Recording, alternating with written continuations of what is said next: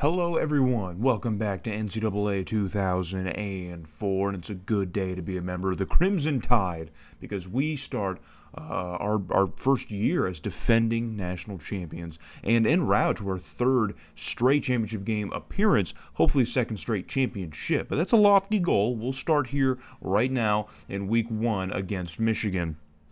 Technically week 2 because week 0 is week. You get it. You understand. Either way, we're going up against the 11-2 Michigan Wolverines. I think they were 6-2 in conference, so I don't think they won the Big Ten. I'm pretty sure Ohio State did, but.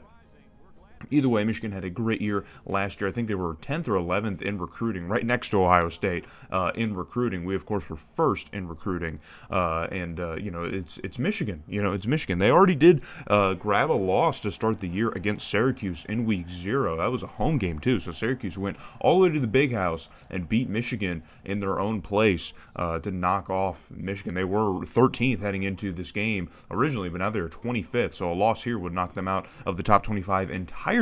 So a really nightmare scenario for Michigan, who lost 2 games last year, looking to lose 2 straight to start the year. Hard to imagine a team like Michigan doing that. But talking about our guys here, so we do return a lot of guys from last year. I was kind of scared that we would lose a couple guys because that sometimes they transfer if you have a good enough year, they'll transfer out or they'll just graduate early. And so Lamont Farrell easily could have left, but he didn't. So he's back for his senior year.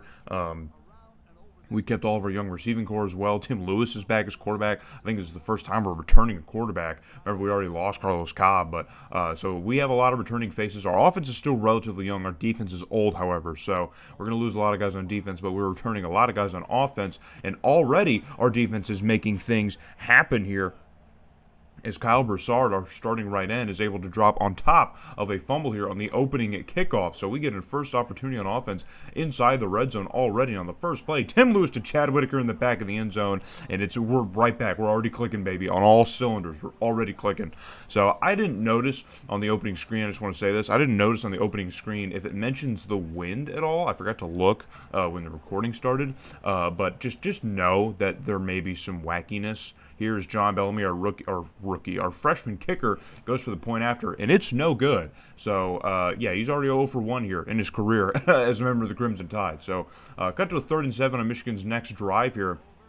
And the quarterback's going to throw an interception. This one's heading the other way, and it's Terrence Bates with a pick 6 to start the year. He had an interception, I think, in the first game of last season against Army, and this year he starts off with a pick 6 as well. So we didn't see much of him because he's like 3rd on the depth chart. He still is like 3rd on the depth chart here, but the junior does get himself involved, and John Bellamy getting himself not involved by missing another point after. So 12-0 over Michigan, and a huge blunder on offense here is Michigan. I don't know what happened, dude. I don't know if that was a glitch on the game, but the fullback got in the way of the pitch to the running back, and it was just a fumble. So I have no idea what happened there, but that's a 3rd straight turnover for Michigan on 3 straight drives, and we hand this one to Lamont Farrell to get us a first down to continue the drive, and he does just that and gets us at about the 5 or maybe inside of the 5, and so we look to score again on Michigan, go up maybe, I guess missing the point after. It'd still be 3 scores, I believe. So Tim Lewis floats this one to the end zone, and it's caught again by who else but Chad Whitaker, surrounded by Wolverines, by the way,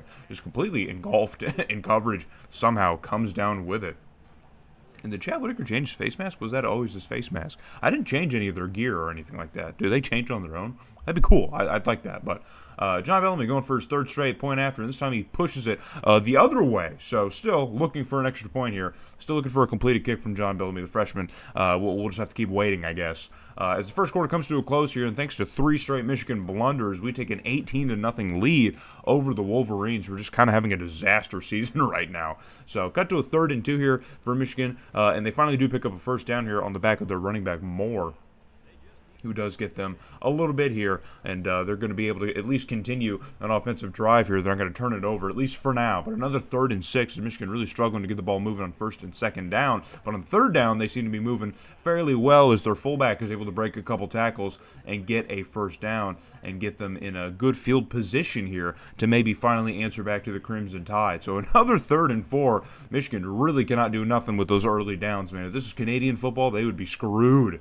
But Michigan quarterback drops back here and flips it to a receiver who cannot haul it in. So It's going to be a dropped ball here from Michigan's tight end, so it's going to be a fourth down. They're going to have to at least attempt a field goal here on 4th and 4, but this side of the field has been pretty treacherous, maybe with wind or something, but Michigan's kicker also misses it. That one was just dead in the air. It was just a lame duck of a ball, so I guess maybe there's some wind problems there. Like I said, I forgot to look, but I think there's some wind problems on that side of the field, so we're heading the other way now. Tim Lewis floats this one over here to the 30, but he's going to give Michigan a huge gift here as they're going to have a pick six of their own. So Tim Lewis, we noted some of the turnover problems that he had last year because he certainly had his share of them. But not too many of them were as detrimental as this one was. This one was just absolutely just bad.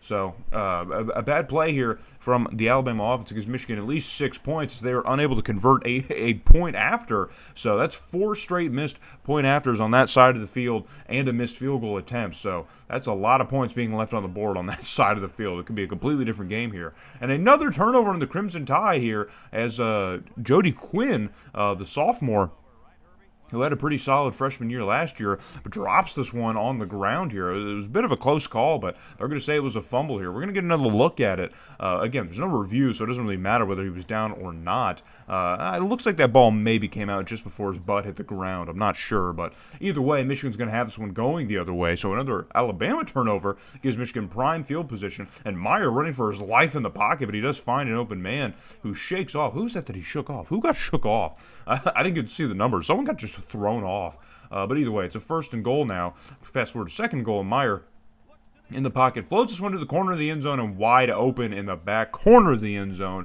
Michigan has themselves a touchdown, and just like that, the Wolverines have clawed their way back into this game here as we just cannot seem to get out of our own way now in the 2nd quarter. So the 1st quarter was all thanks to Michigan's mistakes, and now the 2nd quarter is all thanks to our mistakes. So we got to tighten up here on offense, but Michigan's still unable to get the point after. So how many is that? That's 5 single points, and then the field goal attempts. That's 8 points in total on that side of the field that are just left completely on the scoreboard for both teams combined. That's crazy. So 1st and 10, we're finally moving on offense here past midfield. Tim Lewis in very dangerous situation to drop that in between 2 defenders, but Scotty Mitchell is that kind of guy. He can make those kind of plays as he gets into open space after making that catch, this very contested catch here. Maybe even got a hand on it, I think. It looks like a Michigan defender got a hand on it, but Scotty Mitchell's still able to catch that one and get into the end zone, so we finally get some points here before the half is over after a couple mistakes on offense to really kind of close the game together here. But we're moving on offense once again here on our end of the field, and it's a humongous drop to Chad Whitaker down the sideline, and he gets absolutely clobbered upon catching the ball, but he still hung on to it, so that's all that matters. So we're moving now inside the 20 here, just under a minute and a half left to go. Tim Lewis going to run it himself here, and he spins out of the way here. I can't believe that he threw off some people like that with a spin move. He tried a couple spin moves last year, if you guys remember. He tried a couple spin moves, and they rarely ever worked, but that time it was beautiful, man, like butter. So 2nd goal, Tim Lewis under some pressure here, and he floats this one to the corner of the end zone. And in case you're unaware who that is, that's Carl Mann, our backup tight end, the sophomore who was able to catch that one. I'm not sure where Rashawn Watts was on that play, but it doesn't matter because Carl Mann was in for that one, and he gets his name called early here. I think he might have had a couple catches last season, but he gets himself called early. So we're up 20 points now in Michigan here, but Michigan still has some time here before the half is over to do something, and just under 40 seconds now, they get a humongous chunk play on offense to get him inside the 45. Meyer, once again, a kind of contested pocket here, and he's got an open man. The tight end shakes off 2 defenders, and he's off to the races in the end zone. I saw Mark Blackwell was on the ground, but I didn't see the other defender who couldn't manage to bring him in. And just a wobbler of a pass here. Oh, it was Rick Sloan. Rick Sloan and Mark Blackwell, 2 of our best DBs on the defense, just getting mauled by a tight end. Oh, man, you hate to see that, man. Come on now. So, going to attempt another point after for Michigan. Let's see how successful they are. They're unsuccessful. So, that's now, 9 points total on the scoreboard, just left on that side of the field. So, 18-32 now is the score with 29 seconds left in the half. But we would take it into the locker room as we're up pretty comfortable margin. So, 3rd and 4 in our own end. Tim Lewis, pressure in his face, unloads it downfield, and he finds an open receiver, and he's off to the races. And who is that open receiver? It looked like Lamont Farrell for a second. It looked like a 2 on that back number. I couldn't see, but it looked like a 2 on that back number. So, but it showed Lamont Farrell. So I think that was Lamont Farrell to the backfield who caught that. Amazing, by the way. And now here we are with the trickery. We tried trickery all year last year, and it's Chad Whitaker who flips this one out to Scotty Mitchell who catches it. And, the trickery. We saw a couple of those trick reversal plays last year. year.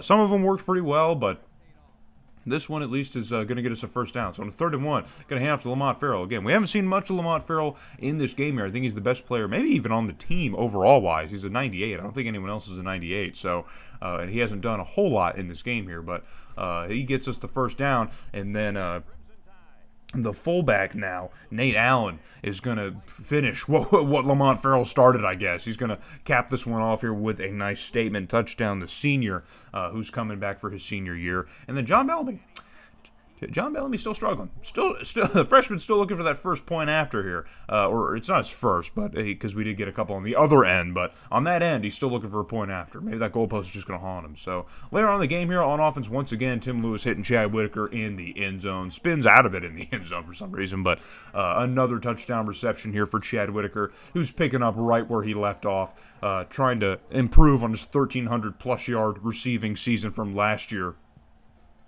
He wants to be a lot more effective, I guess, and good on him. So we end up taking a pretty massive win over Michigan. Michigan would add another touchdown or so, but it doesn't really matter. 45-24 is your final score as we topple the Wolverines here. Give the Wolverines their second loss, man, to start the year. Oof. 0-2 to start the year for Michigan is brutal, and this is before they've even started conference play, so they're probably guaranteed to lose at least 1 or 2 more games in the Big Ten, so who knows how that will shake up for them, but we're going to play probably a team from the Big Ten almost every year. A commenter wanted us to play Penn State, and I also saw Penn State and wanted to play Penn State, so we will probably be playing them next year, so, but the offensive breakdown, an absolute just slaughter of the Wolverines. We did end up rushing for 111 yards. I know it didn't really show much of anything from Lamont Farrell, but there weren't really a ton of chunk plays that came in clutch times that were really important. So a lot of what the points you saw were really just related to our passing game. So that's why I showed more of that. But we will see what Lamont Farrell did. So Tim Lewis goes 17 of 28, 344 yards and 5 touchdowns. Does throw 2 picks, which is bad, really bad. I wish he would not do that. It's giving Carlos Cobb flashbacks. Lamont Farrell ends up getting 80 yards on the ground. Nate Allen gets 19 yards on the ground. Not terrible. Chad Whitaker has an absolute MVP caliber day here. Scotty Mitchell almost cracks that 100-yard mark. Nothing too bad, though, of course. It's all fine. Look at the O-line just feasting on Michigan's D-line. We're getting a lot more physical up front, boys, and that's exactly what we needed after that Texas game. That has just been the mission statement moving forward. And, yeah, both kickers, not really much to talk about there. So we pick up massive wins over UTEP, obviously, and we even clobber Kentucky, who just still has not been good since we've started this, man. They have not been good. Another team that's not good is our next opponent, the North Carolina Tar Heels. So I wanted another big Power 5 opponent. So I added North Carolina to the schedule. I know they're not very good around this time, but still, I thought it'd be fun to go on the road and play Tar Heels. So hope to see you guys there when we play North Carolina.